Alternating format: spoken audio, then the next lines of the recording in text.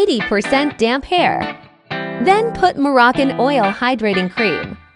Section your hair and begin.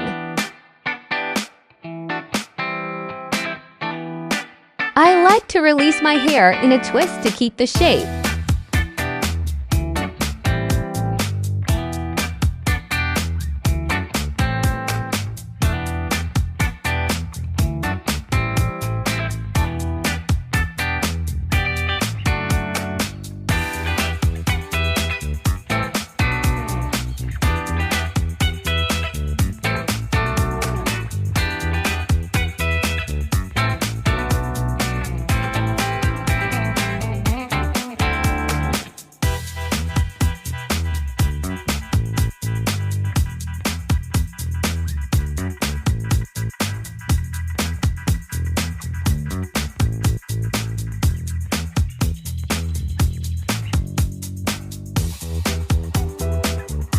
For the front sections, I like to blow dry it upwards or outwards to have a nice curve.